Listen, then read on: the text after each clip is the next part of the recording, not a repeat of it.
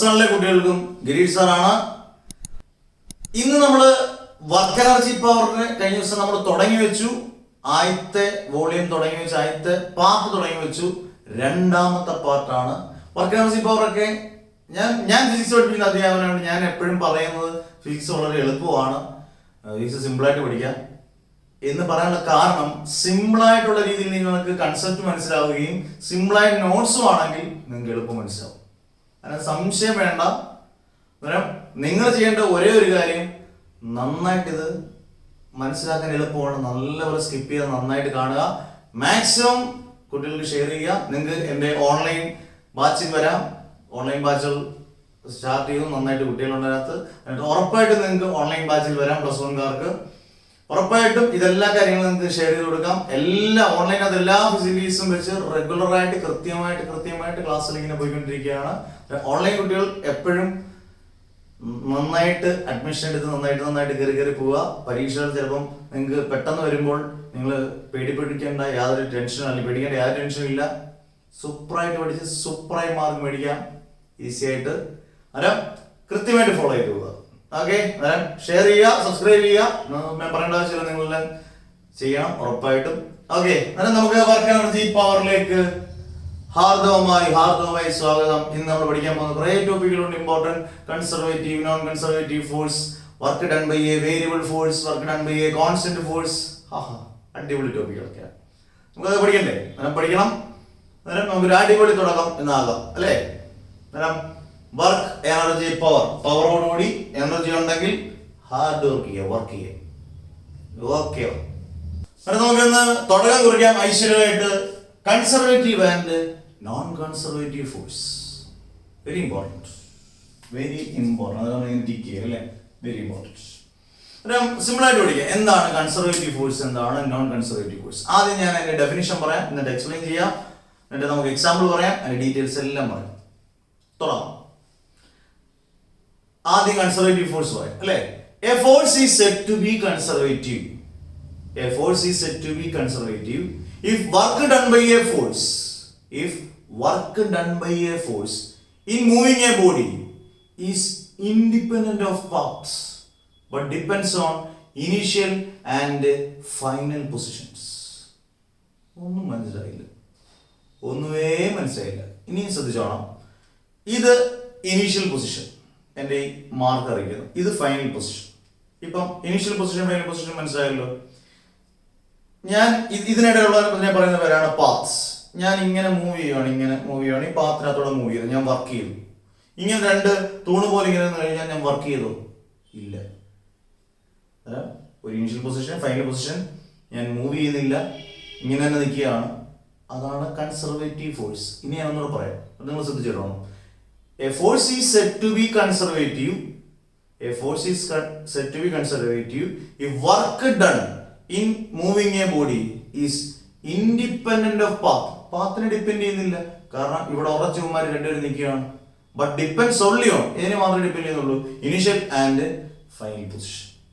ഇതിനെ പറയുന്ന പേരാണ് കൺസർവേറ്റീവ് ഫോഴ്സ്. അത് നിങ്ങളോട് നോക്കിയേ, total work done by conservative force പരീക്ഷയ്ക്ക് വയ്ക്കുന്നതാണ്. ടോട്ടൽ വർക്ക് ഡൺ ഇങ്ങനെ അനങ്ങാപ്പുറമായിട്ട് ഇങ്ങനെ സ്റ്റാച്ചു പോലെ വന്നു കഴിഞ്ഞാൽ അവിടെ വർക്കുണ്ടോ? Total work done by conservative force is 0. Total work done എന്ന് പറയുന്നത് എന്താണ്? 0 ആണ്. ഓക്കെ, ക്ലിയർ ആയി? എന്താണ് കൺസർവേറ്റീവ് ഫോഴ്സ് എന്ന് പറഞ്ഞ്, a force is said to be conservative if work done by a body in moving a work done by a body is independent of path. അതാണ് underline ചെയ്ത് പഠിക്കണം. But depends only on the initial and final position.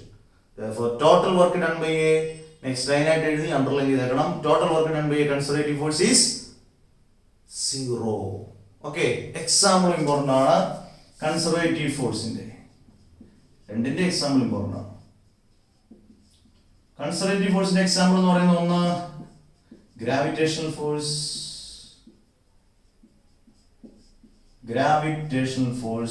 Okay വാ. അടുത്തത് electromagnetic force.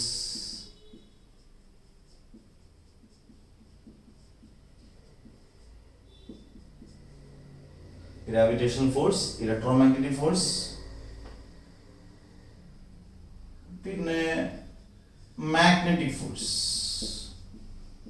Electrostatic force and magnetic force. ഇത്രയും ഓർത്തിരിക്കാൻ conservative force. എന്തൊക്കെ കാര്യങ്ങൾ നിങ്ങൾ പഠിക്കണം? എന്താണ് കൺസർവേറ്റീവ് ഫോഴ്സ് എന്ന് പഠിക്കണം. Total work done by conservative force is 0. പിന്നെ നിങ്ങൾ അതിന്റെ എക്സാമ്പിൾ പഠിച്ചിരിക്കണം. ഇനി non conservative force. Non conservative force അവിടെ നമ്മൾ എന്തൊക്കെ പഠിക്കണം? എങ്ങനെയാണ് ഒരു ഫോഴ്സിനെ നോൺ കൺസർവേറ്റീവ് എന്ന് പറയുന്നത്? മറ്റേന്റെ നേരെ ഓപ്പോസിറ്റ്. മറ്റേ അടുത്ത് പാത്തിനെ ഡിപ്പെൻഡ് ചെയ്യുന്നില്ല, ഇനീഷ്യൽ ആൻഡ് ഫൈനൽ പൊസിഷനെ ഡിപ്പെൻഡ് ചെയ്യും. ഇത് നേരെ തിരിച്ചാ. നോക്കി, a force is said to be non-conservative if work done by a body is independent of initial and final position. Initial final position depend ചെയ്യുന്നില്ല, but depends only on the path. Path depend ചെയ്യുന്നുണ്ട്. അന്നേരം work ചെയ്യുന്നുണ്ട്, അങ്ങോട്ടും ഇങ്ങോട്ടും നടക്കുന്നുണ്ട് എന്ന് വിചാരിക്കുക, move എന്ന് വിചാരിക്കുക. അന്നേരം പാത്തിനെ ഡിപ്പെൻഡ് ചെയ്യുന്നുണ്ട്, ഇനീഷ്യൽ പൊസിഷനെയും ഫൈനൽ പൊസിഷനെയും ഡിപ്പെൻഡ് ചെയ്യുന്നില്ല. Force is said to be non conservative. ഇതിന്റെ കൂടെ നിങ്ങൾക്ക് പഠിക്കാം, ഈ work done by moving a body is independent of initial and final position but depends only on the paths. അന്നേരം അവിടുത്തെ ടോട്ടൽ വർക്ക് ഡൺ എന്ന് പറഞ്ഞാൽ ഈസ് നോട്ട് സീറോ ആകത്തില്ല. അതിന് വാല്യൂ നമുക്ക് പറഞ്ഞാൽ പറയാൻ പറ്റുമോ? 1 എന്നോ 2 എന്നോ 100 ഒന്നും പറയാൻ പറ്റത്തില്ല. പക്ഷെ ഒരിക്കലും total work done by a non-conservative force is not zero. Non-zero അല്ല, not zero. Clear? അതിന്റെ എക്സാമ്പിളും വളരെ ഒരുപാട് എക്സാമ്പിൾ ഇല്ല. ഫ്രിക്ഷൻ, ഫോഴ്സ് ഓഫ് വിസ്കോസിറ്റി, ഇതൊക്കെ അതിന്റെ എക്സാമ്പിളാണ്. അപ്പൊ നിങ്ങൾക്ക് ക്ലിയർ ആയ ഒരു പിക്ചർ കിട്ടി. കൺസർവേറ്റീവ് ഫോഴ്സും നോൺ കൺസർവേറ്റീവ് ഫോഴ്സും ഇങ്ങനെയാണ് പ്ലസ് 1 നമ്മൾ പഠിക്കേണ്ടത്. അതായത് എന്താണ് കൺസർവേറ്റീവ് ഫോഴ്സ് എന്ന് പഠിക്കുന്ന ഡെഫിനിഷനോടൊപ്പം total work done by conservative force പഠിക്കണം, എക്സാമ്പിൾ പഠിക്കണം. അതൊന്ന് കംപ്ലീറ്റ് ആയി. നോൺ കൺസർവേറ്റീവ് ഫോഴ്സ് പഠിക്കുമ്പോഴും ഡെഫിനിഷൻ പഠിക്കണം, അതിന്റെ total work done by non conservative force is not zero, അതിന്റെ എക്സാമ്പിൾ പഠിക്കണം. ഇങ്ങനെയാണ് നമ്മൾ ഫ്രെയിം ചെയ്ത് ഫോട്ടോ എടുത്ത് ക്ലിയർ ആയി പഠിക്കണം. എന്നാൽ നമുക്ക് അടുത്ത ടോപ്പിക്കിലോട്ട്. ഓക്കെ വാ. അടുത്ത topic conservative and non conservative force തീർന്നു. Work done by a constant force. Important. Graphically, അത് ഗ്രാഫിക്കൽ മെത്തേഡ് ആണ്, വളരെ ഇമ്പോർട്ടന്റ് ആണ്. ഗ്രാഫ് ചോദിക്കുമ്പോഴേക്ക് ഇത് ഒന്നായിട്ട് അറിഞ്ഞിരിക്കണം. സിമ്പിൾ ആണ്. നോക്കാം. നമ്മൾ ആദ്യം അറിഞ്ഞിരിക്കേണ്ട ഒരു വളരെ പ്രധാനപ്പെട്ട ഒരു കാര്യം, നമ്മളൊരു ഗ്രാഫ് വരയ്ക്കുമ്പോൾ എത്ര ആക്സിസ് വേണം? 2 ആക്സിസ് വേണം അല്ലേ? 2 ആക്സിസ് വേണം.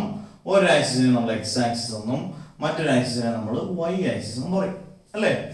എപ്പോഴും ഫോഴ്സും ഡിസ്പ്ലേസ്മെന്റും കൊണ്ട് നമ്മൾ ഗ്രാഫ് വരച്ചാൽ, ഫോഴ്സും ഡിസ്പ്ലേസ്മെന്റും കൊണ്ട് നമ്മൾ ഗ്രാഫ് വരച്ചാൽ, ഡിസ്പ്ലേസ്മെന്റ് ഞാൻ ഇവിടെ എസ് എന്ന് എഴുതുകയാണ്, ഫോഴ്സ് എഫ് എന്ന് എഴുതുകയാണ്. അന്നേരം ഡിസ്പ്ലേസ്മെന്റ് എപ്പോഴും എക്സ് ആക്സിലും ഫോഴ്സ് എപ്പോഴും വൈ ആക്സിലും. നമ്മൾ അത് നന്നായിട്ട് അറിഞ്ഞിരിക്കണം. ഒരു ഫോഴ്സ് ഡിസ്പ്ലേസ്മെന്റ് ഗ്രാഫ് വരച്ചാൽ എപ്പോഴും displacement along the x axis and force along the y axis. ഇത് ക്ലിയർ ആയിരിക്കണം. ഇത് മാറ്റം വരുത്തേയില്ല. 2020 ഇങ്ങനെയാണെങ്കിൽ 2021 ഇങ്ങനെയാണ്. കറക്റ്റ് ആയിരിക്കും കേട്ടോ. ഓക്കെ, അത് നമുക്ക് ഇങ്ങോട്ട് തന്നെ ഇപ്പൊ നമുക്ക് നോക്കാം. ഇതൊരു ഫോഴ്സ് ഡിസ്പ്ലേസ്മെന്റ് ഗ്രാഫ് ആണെന്ന് ആദ്യം ചെക്ക് ചെയ്യുന്നത്. Displacement along the x axis, force along the y axis. ഇനി നിങ്ങൾ നോക്കിയേ, ഇവിടെ സെന്റർ O ഉണ്ട്. O ഇത് എക്സ് ആക്സിസ്, ഇത് വൈ ആക്സിസ്. നമുക്ക് വർക്ക് ഡൺ, വർക്ക് നമ്മൾ സാധാരണ കണ്ടുപിടിക്കുന്നത് വർക്കിനുള്ള ഇക്വേഷൻ എന്ന് പറഞ്ഞാൽ ഞാൻ ഇവിടെ work is equal to force into displacement. Force into displacement. W is equal ഫോഴ്സിന് വരെ നമുക്ക് OA എന്ന് കൊടുക്കാം. OA ഇൻടു S എന്നുള്ളത് ഇതല്ലേ, OC എന്നുള്ളത്. അപ്പൊ നമ്മൾ നോക്കി, ഇത് ലെങ്ത് ആണ്, ഇത് ബ്രെഡ്ത്ത് ആണ്. ഇതൊരു മൊത്തത്തിൽ റെക്ടാംഗിൾ അല്ലേ? അന്നേരം സിമ്പിൾ ആയിട്ട് പറയാമല്ലോ, W is equal to അല്ലേ, OA ഇൻടു OC എന്ന് പറയുന്നത് area of A work done എന്ന് പറയുന്നത് area of a rectangle. Area of a rectangle. മൊത്തത്തിൽ അതിന്റെ പേര് OABC. ഇത് വെരി ഇമ്പോർട്ടൻറ്റ്. ഇത്രയേ ഉള്ളൂ, ഇത്രയേ ഓർത്തിരുന്നത്. ഒരു കോൺസ്റ്റന്റ് ഫോഴ്സിന്റെ ഗ്രാഫ് വരയ്ക്കുമ്പം റെക്റ്റാങ്കിളിന്റെ ഏരിയയിൽ നിന്നായിരിക്കും അത് കണ്ടുപിടിക്കുന്നത് എന്നുള്ളത് ബ്രെയിനിൽ ഫീഡ് ചെയ്ത് വെച്ചേക്കുക. Okay, work done by constant ഫോഴ്സിന്റെ ഗ്രാഫ് ഇത്രയേ ഉള്ളൂ, സിമ്പിൾ. അതിന്റെ ഗ്രാഫ് ഒരു കാര്യം ഓർത്തിരിക്കുക, അതിന്റെ ഗ്രാഫിന്റെ ഷേപ്പ് സ്ട്രെയിറ്റ് ലൈൻ ആണ്. അത് ഓർത്തണം, ഗ്രാഫിന്റെ ഷേപ്പ് സ്ട്രെയിറ്റ് ലൈൻ ആണ്, which is parallel to x axis അല്ലെങ്കിൽ ഡിസ്പ്ലേസ്മെന്റ് ആക്സിസ്. അത് ഓർക്കുക. Graph is a straight line which is parallel to, ഇതിന് പാരലൽ അല്ലേ, ഇതിന് പാരലൽ ആണ് ഇത്, പാരലൽ ടു എക്സ് ആക്സിസ് അല്ലെങ്കിൽ ഡിസ്പ്ലേസ്മെന്റ് ആക്സിസ്. ഷേപ്പ് എന്ന് പറയുന്നത് area of a rectangular shape ആണ്. അതിന്റെ ഏരിയയിൽ നിന്ന് നമുക്ക് ഫോഴ്സ് ഇൻടു ഡിസ്പ്ലേസ്മെന്റ് വർക്ക് കണ്ടുപിടിക്കാം. ഈ 3 സ്റ്റെപ്പ് ഓർത്തിരിക്കുക. അത് നമുക്ക് ഇങ്ങനെ പറയാം. ആദ്യം ഒരു പടം വരയ്ക്കുക, കൃത്യമായിട്ട് വൃത്തിയായിട്ട് പടം വരയ്ക്കുന്നത് സിമ്പിൾ ആയ പടമാണ്. എന്നിട്ട് നിങ്ങൾ ഇങ്ങനെ എഴുതുക, the force displacement graph is a straight line which is parallel to the x-axis. എന്നിട്ട് നിങ്ങൾ ഇങ്ങനെ എഴുതാം, W is equal to F into S. W is equal to F ന് പകരം നമുക്ക് OA into S ന് പകരം നമുക്ക് OC. W is equal to area of a rectangle OABC. ഓർത്ത് വെക്കാനുള്ള പോയിന്റ് എന്താണ്? ഒരു വർക്ക് ഡൺ ബൈ കോൺസ്റ്റന്റ് ഫോഴ്സിന്റെ ഏരിയ കണ്ടുപിടിക്കുന്ന ഏതിൽ നിന്നായിരിക്കണം? റെക്റ്റാംഗിളിൽ നിന്നായിരിക്കണം. മോസ്റ്റ് ഇമ്പോർട്ടൻറ്റ്, മറക്കരുത്. ഇതിൽ നിന്ന് ക്വസ്റ്റ്യൻസ് ഉറപ്പായിട്ടും ചെയ്യും. അടുത്ത നമ്മൾ പഠിക്കാൻ പോകുന്നത് കോൺസ്റ്റന്റ് ഫോഴ്സ് ആണെങ്കിൽ വേരിയബിൾ ഫോഴ്സ് ആണ്. Work done by a variable force വെച്ചിട്ട്. ഓക്കെ ഓക്കെ നമ്മുടെ അടുത്ത ടോപ്പിക്കിലേക്ക് നമുക്ക് കടക്കാം. വേറെ ഒന്നുമല്ല, ഞാൻ ഇപ്പൊ നിങ്ങളോട് പറഞ്ഞു, work done by constant force നമ്മൾ പഠിച്ചു. Work done by a variable force. Variable force ഇത് ഇമ്പോർട്ടൻ്റ് ആണ്. ഗ്രാഫിലൊക്കെ ചോദിക്കും. സിമ്പിൾ ആയിട്ടൊരു പടം എന്ന് നമുക്ക് വിചാരിക്കാം, പക്ഷെ അതിനെ കാര്യമായിട്ട് എടുക്കണം. അന്നേരം ഒ വൈ എന്ന് പറയുന്ന ഒരു സ്ട്രെയിറ്റ് ലൈൻ, അതിനകത്തൊരു പോയിന്റ് ആണ് എ, മറ്റൊരു പോയിന്റ് ആണ് ബി. ഓയിൽ നിന്നൊരു പാർട്ടിക്കിൾ മൂവ് ചെയ്ത് ബിയിലോട്ട് എത്തി എന്ന് വിചാരിക്കുക. ഓയുടെ ഡിസ്പ്ലേസ്മെന്റ് ആണ് x1, ബിയുടെ ഡിസ്പ്ലേസ്മെന്റ് ആണ് x2, എക്കും ബിക്കും ഇടയിലുള്ള ഡിസ്പ്ലേസ്മെന്റ് ആണ് dx. എക്കും ബിക്കും ഇടയിലുള്ള ഡിസ്പ്ലേസ്മെന്റ് ഉള്ളതാണ് dx. ആരോ മാർക്ക് ഇട്ട് എഫ് എഴുതാനുള്ള കാരണം എപ്പോഴും നിങ്ങൾ ശ്രദ്ധിക്കുക, അതൊരു വേരിയബിൾ ഫോഴ്സ് ആണെന്ന് കാണിക്കാൻ വേണ്ടിയാണ്. ആരോ മാർക്ക് കാണാനില്ല. ഇപ്പൊ നമ്മൾ സിമ്പിൾ ആയിട്ട് ഇങ്ങനെ പഠിച്ചിട്ടില്ലേ 10ാം ക്ലാസ്സിലൊക്കെ? ഇത് റെസിസ്റ്റർ ആണെങ്കിൽ ആരോ മാർക്ക് ഇട്ട് കഴിഞ്ഞാൽ അത് വേരിയബിൾ റെസിസ്റ്റർ ആണ്. അതുപോലെ ആരോ മാർക്ക് ഇട്ട് എഫ് എന്ന് ഇട്ട് കഴിഞ്ഞാൽ അത് ആരോ ഇട്ട് എഫ് എന്ന് ഇട്ട് കഴിഞ്ഞാൽ അത് വേരിയബിൾ ഫോഴ്സ് ആണെന്ന് പെട്ടെന്ന് നമുക്ക് മനസ്സിലാക്കാൻ പറ്റണം. അന്നേരം OY എന്ന് പറയുന്ന സ്ട്രെയിറ്റ് ലൈൻ, 2 പോയിന്റ്സ് എയും ബിയും, എയുടെ പൊസിഷൻ അല്ലെങ്കിൽ ഡിസ്പ്ലേസ്മെന്റ് x1, ബിയുടെ x2, എക്കും ബിക്കും ഇടയിലുള്ള ഡിസ്പ്ലേസ്മെന്റ് ആണ് dx. എഫ് എന്ന് പറയുന്നത് എന്തോ ഫോഴ്സ് ആണ്? ആരോ മാർക്ക് കണ്ടു കഴിഞ്ഞാൽ പെട്ടെന്ന് പറയണം വേരിയബിൾ ഫോഴ്സ് ആണ്. ഇനി സിമ്പിൾ ആയിട്ട് വളരെ 3 സ്റ്റെപ്പേ ഉള്ളൂ. വർക്ക് എന്ന് പറഞ്ഞാൽ നമുക്ക് ഇങ്ങനെയും പറയാം, work is A scalar product of, ആദ്യത്തെ ക്ലാസ്സിൽ പറഞ്ഞാണ്, work is A scalar product of force and displacement എന്ന് പറയാം അല്ലേ? സ്കെയിലാർ പ്രോഡക്റ്റ് എന്ന് പറയുന്നത് മറ്റൊരു പേര് ഡോട്ട് പ്രോഡക്റ്റ് ആണ്. W is equal to F dot S. ചെറിയൊരു വർക്കാണ് ചെയ്യുന്നത്, എ നിന്ന് ബി എന്ന് പറയുന്നത് ഇത്രയും ഒരു ചെറിയൊരു വർക്ക് ചെയ്യുന്നെങ്കിൽ ആ വർക്കിനെ എനിക്ക് DW എന്ന് വിളിക്കാം. DW equal F dot S എന്ന് പറയുന്നത് ഡിസ്പ്ലേസ്മെന്റ്. ഇവിടെ ഡിസ്പ്ലേസ്മെന്റ് എന്ന് പറയുന്നത് എക്കും ബിക്കും ഇടയിലുള്ള ഡിസ്പ്ലേസ്മെന്റ് എന്ന് പറയുന്നത് dx ആണ്. ഇത്രയും ക്ലിയർ ആയില്ലേ?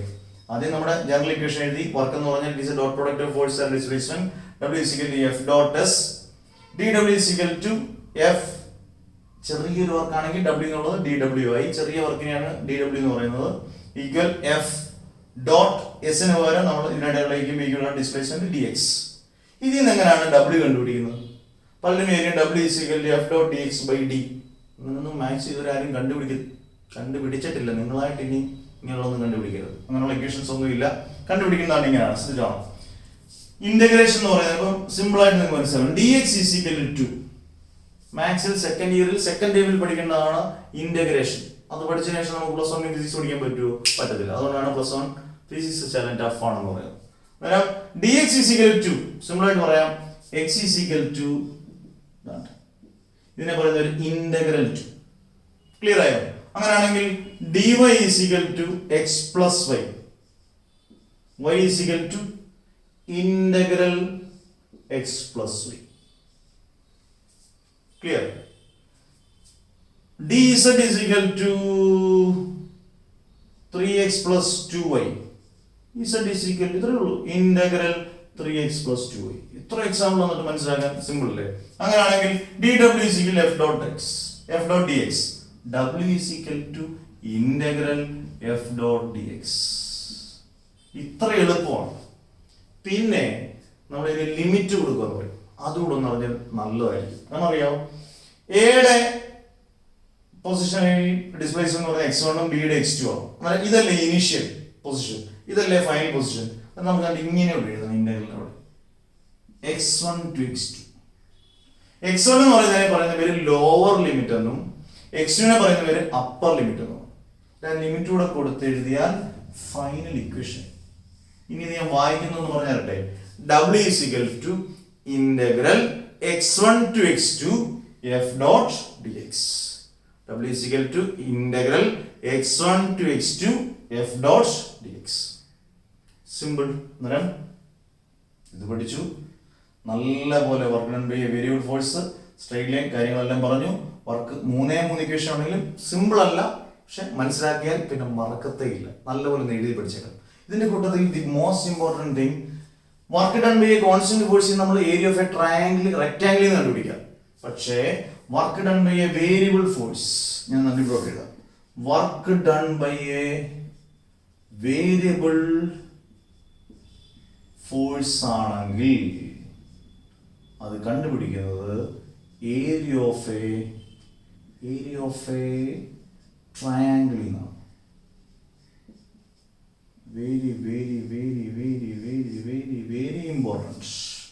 Work done by variable force ആണെങ്കിൽ ഏരിയ ഓഫ് എ ട്രയാംഗിളിൽ നിന്നാണ് കണ്ടുപിടിക്കുന്നത്. ക്ലിയർ? അത് പക്ക അറിയാം.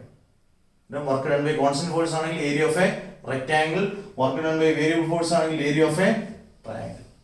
ഇത്രയും കാര്യങ്ങൾ നിങ്ങൾക്ക് ഒരു ഡൗട്ട് ഇല്ലാതെ നിങ്ങൾക്ക് പഠിക്കാൻ പറ്റില്ലേ? സിമ്പിൾ. ഇതിനു വേണ്ടി ഹാർഡ് വർക്ക് ചെയ്യണം. ക്ലാസ് ഞാൻ എപ്പോഴും പറയുന്നു, ഓൺലൈൻ ക്ലാസ്സിൽ ഒരുപാട് ക്വസ്റ്റ്യൻസ് നമുക്കൊക്കെ ചെയ്യാം. അഡ്മിഷൻ നിങ്ങൾക്ക് എടുക്കാം. പ്ലസ് വൺകാർക്ക് ഓൺലൈൻ അഡ്മിഷൻ കണ്ടിന്യൂ ചെയ്തുകൊണ്ടിരിക്കുകയാണ്. നിങ്ങൾക്ക് എപ്പോഴും അഡ്മിഷൻസ് എടുക്കാം. നല്ലപോലെ പഠിക്കുക. നിങ്ങൾ ക്ലാസ്സിൽ ഇഷ്ടപ്പെട്ടാൽ ഒരുപാട് പേർക്ക് ഷെയർ ചെയ്ത് കൊടുക്കുക.